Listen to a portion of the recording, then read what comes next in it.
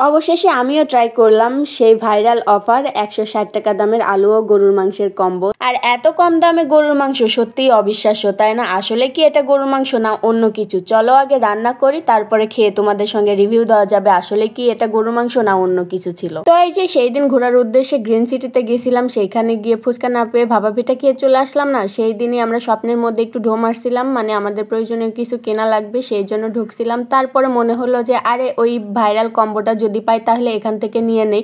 তো তারপরে খুঁজে খুঁজে করার পরে দেখলাম যে আসলেই চলতেছে, শুধুমাত্র এই মাংসের কম্বোটাই চলতেছিল, অফারটাই চলতেছিল। তো সেখান থেকে আমরা গরু মাংসের কম্বোটা নিয়ে নিলাম, আর সাথে নিয়ে নিয়েছিলাম একটা চিকেন কম্বো, যেটা কিনা তাদের রেগুলার প্রাইস ছিল। তারপর আমাদের টুকটাক যা লাগবে সেগুলো কিনে নিলাম। আর এই তো এখানে ওই যে বলতেছিলাম আমার মেয়েটা আমার ফুলটা নষ্ট করে দিছে। সেদিন দেখলাম তাদের শপে বেশ কিছু অফারও চলতেছিল। আসলে তাদের অফার বাদে যেগুলো রেগুলার প্রাইসে চলতেছিল সেইগুলো বেশ দামি ছিল, মানে বাইরের দোকানের তুলনায় সেখানে অনেকটা দামি ছিল। তো কি করার, যেহেতু ঢুকে পড়ছি তাহলে কিছু গ্রোসারির জিনিসপত্র কিনে নিলাম, তারপরে বিল পে করে এই তো আমরা বাসায় চলে আসলাম। বাসায় এসে এই তো এই দেখো পরের দিন আমি রান্না করার জন্য এই তো ভিজাই নিয়েছি।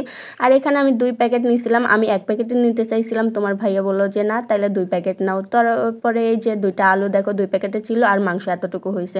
আর আলুগুলো আমি ডিপ ফ্রিজে এসে রেখে দিয়েছিলাম, রাত্রে রাখার কারণে কিনা জানি না এরকম একটু সেদ্ধর মতো প্রায় হয়ে গেছে, মানে আঙুল দিলে পারে চাপ দিলে পারে কেমন যেন দেবে দেবে যাচ্ছিল। তো যাই হোক এটা মনে হয় আমারই ভুল ছিল ফ্রিজে রাখার কারণে। তো তারপরে এই দেখো আমি যে আলুগুলো ছিলে সুন্দর করে কেটে নিয়েছি, আর মাংসের পিসগুলো একটু ছোট সাইজ করে নিচ্ছি, যেহেতু অল্প মাংস তাই এর কারণে আমি ছোট ছোট পিস করে নিয়ে নিছি। এখন রান্না বসাই দিব। আর আমি এখানে আমার ব্যক্তিগত কিছু মতামত প্রকাশ করতে চাই, আর সেটা হলো যে স্বপ্নের এই উদ্যোগটা আসলেই অনেক ভালো, তবে এই অফারটা শুধুমাত্র ব্যাচেলারদের জন্যই পারফেক্ট, কোনো ফ্যামিলির জন্য এটা আসলেই সাশ্রয়ী না। কারণ দেখো এদের মাংসের কম্বোর দিকে তাকালে প্রতিটা কম্বে 100 গ্রাম আলু আর 200 গ্রাম করে গরু মাংস থাকতেছে। তার মানে কি 200 গ্রাম গরু মাংসের দাম পড়তেছে কত টাকা?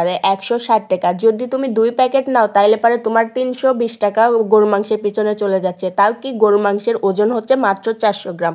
আর তুমি যদি এই মাংসের কম্বোটা না কিনে বাজার থেকে 1 কেজি মাংস কিনো তাহলে তোমার খরচা পড়বে 650 থেকে 700 টাকা। মানে আমাদের এলাকায় এখানে 650 থেকে 700 টাকা কেজি দরেই গরু মাংস পাওয়া যায়।